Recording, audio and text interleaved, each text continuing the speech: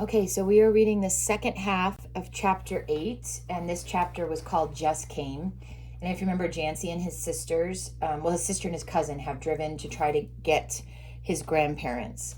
And they are with the Blooms right now, who are friends of Uncle Moses. And when Jancy came back with the stumbling, yawning girls, Mr. Bloom's wife was in the store reading the letter.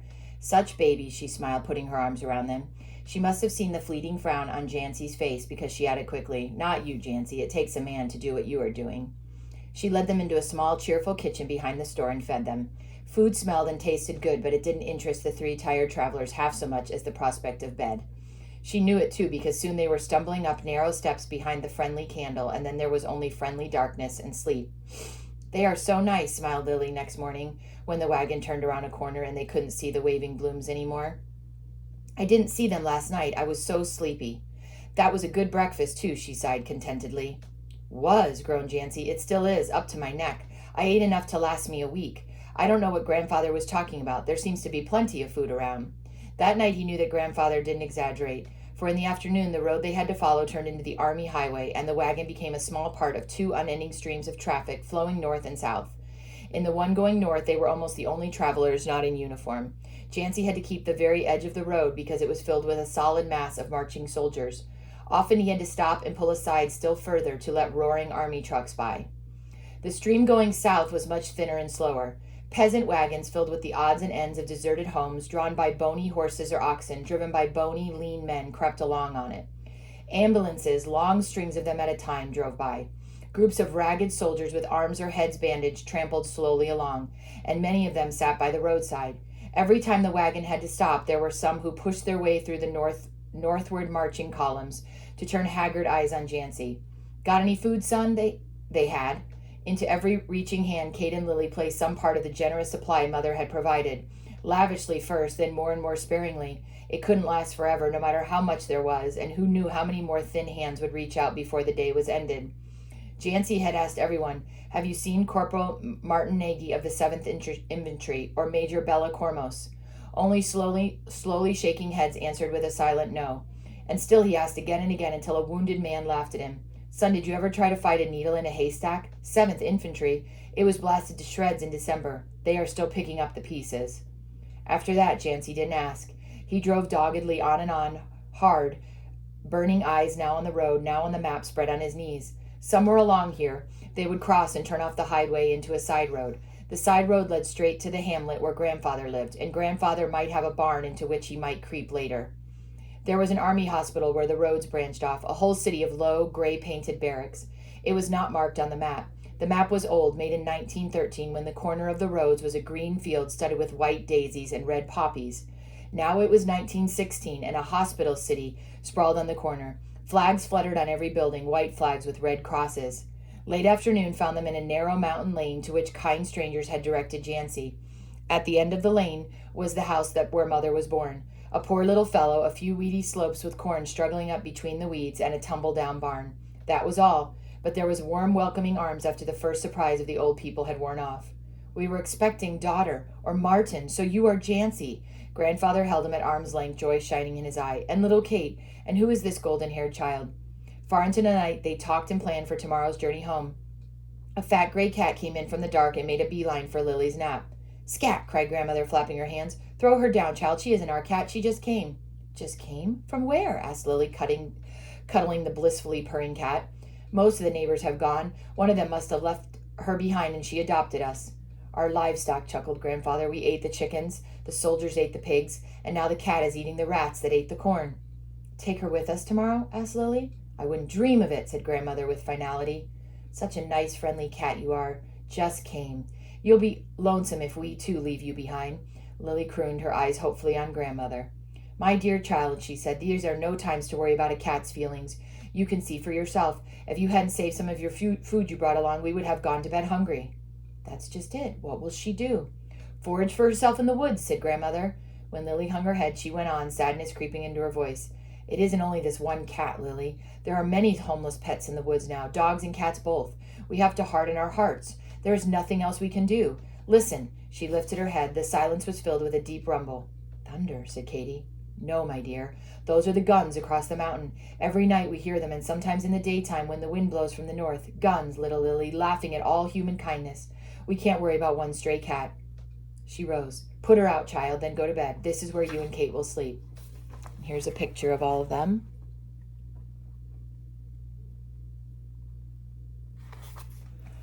By the dim light of one small candle, she didn't notice that, while the door was open and duly closed, no cat went out. A gray shadow with tail waving in the air followed Kate and Lily into the room, a wise little shadow who knew that she had found a friend.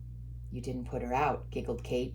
"And I'm not going to leave her behind either. Listen, Kate, tomorrow." Whispers and suppressed giggles came from the bed, and then silence. The cat jumped lightly onto the bed and settled down to a good wash. Maybe she knew that tomorrow she would be starting on a long journey. If there was an extra basket which Kate and Lily had stowed under the seat, nobody noticed it in the excitement of leaving, and the basket didn't say anything for a long time. The wagon rattled down the mountain lane, through the hamlet, into the road, going down, down, down all the time. Grandmother's tears had dried, and Grandfather had ceased to complain about the dust that made him blow his nose so often. Jancy let him drive because he wanted to. He said he would like to look ahead instead of behind him, and a team like this was the best start to look ahead to. They traveled slowly, but Jancy didn't care. There was only one thought in his mind, and he clung to that. "If anything has happened to Father, we would have heard." "We would have heard," tattled the wheels. "We would have heard," pounded the horses' hooves. By noon they were close to the army highway. Jancy watched the sprawling barracks of the hospital grow larger as they approached the crossing, and beyond he could see the endless streams pouring north and south. What was that? Grandmother sat up with a start. A yowl, then another one came from under the seat. She looked at Lily, who was sitting as if she had swallowed a poker. "You foolish child, you didn't." "Meow, meow," answered the cat, dispelling all doubt. Grandmother looked at the guilty but triumphant faces of Kate and Lily. Her hands fluttered. "Well, what's done is done. You might as well give her air, wherever she is." When the lid of the basket was lifted up, cautiously, lest Just Came jump out, and they named the cat Just Came, Lily began to wail. "She is sick. Oh, look, Just Came is very sick." Grandmother cast a glance at the basket. "She would pick out a time like this," she chuckled, and then said to Lily, "Just leave her alone. She'll be all right. I knew we would have a handful if we didn't get rid of her." "Meow," complained Just Came in an answer. "She isn't all right either, shaking all over like that. Jancy, Grandfather, please stop the wagon," Lily cried. "I'm taking her straight to the hospital." "Don't be funny, Lily," grumbled Jancy. "Can't you see?" "No, she can't, and you ought to see that she can't," snapped Kate. "And I think we ought to take Just Came to the hospital, too. Please." "Meow, please, meow." Grandfather pulled over in the shade. "We might as well, or we'll never hear the end of this rumpus," he sighed. He sighed resignedly. "It's noontime anyway." "Coming, Jancy?" asked Kate as she and Lily climbed off the wagon. "And have them in there laugh in my face? Oh, no, you two started this. Now you finish it. Girls, humph." Kate shrugged, and carrying the noisy basket between them, the two girls marched through the gate and into the nearest barrack. A nurse stopped them at the door. "No visitors allowed, my dear. I'm sorry." And there's a picture of here with the girls. With the nurse. "We aren't visitors. We brought a patient. She needs a doctor right away," cried Lily. "She?" A doctor on his way through the narrow hall smiled at Lily. "This is an army child for men." "What in the world?" "Meow," came from the basket. "Her," said Lily, opening the lid. "She won't mind the men." "A cat? My saints!" exploded the doctor, staring at the nurse, whose face was red from laughing. Is she dying?" stammered Lily. "Oh, please do something." "Well, now look here, my dear," said the doctor to Lily, his face a mixture of mirth and annoyance. "Leave her in the basket here in the hall. Go take a nice long walk, and by the time you come back, she'll be all right." "Can't you give her a pill or something?" wailed Lily. "She won't need a pill. What she'll need is a larger basket," said the doctor, who was already on his way again. "What did he mean by that?" demanded Lily, her eyes growing round. The nurse smiled. "Your cat is going to have kittens, dear, that's all." "Kittens!" squealed Lily, beaming at Kate. Kate didn't seem very enthusiastic. "Sure, a fine thing to happen on a trip like this. But as Grandmother said, what's done is done." "Do what the doctor said," smiled the nurse, "and in a little while you can take her home. I have to go to the ward now to feed the patients." "Couldn't we help you instead of taking a walk?" asked Lily, all eagerness now. "Well, now, I don't know why you couldn't," said the nurse, after a moment's hesitation. "Come this way." They entered the long ward. 2 rows of beds stretched ahead on both sides, 4 long avenues of narrow white beds close together. It was very quiet in the room. Take a bowl to each of the beds," the nurse instructed the girls. "If a man is asleep, don't disturb him. This is the convalescent ward," she explained, ladling soup from a cauldron into bowls. "What they need is rest." The ladle paused, and she sighed wearily. "Rest. I've forgotten what that means." She did look very tired. Kate took the ladle from her. "Let me do this. Lily, carry the bowls. You just sit here a while." The nurse sank into the chair with a grateful smile. Thank you. Almost an hour passed before all the patients had been fed. There was only one asleep, Lily said, coming back with the empty bowls. He even had the sheet pulled over his face. The nurse followed Lily's pointing finger with her eye. Oh, the amnesia case. He sleeps most of the time. What's amnesia? Kate wanted to know. Loss of memory. They forget who they are and what they have to begin life all over again, like babies. Does it hurt? No, smiled the nurses. It comes from a shock, like a big scare, you know.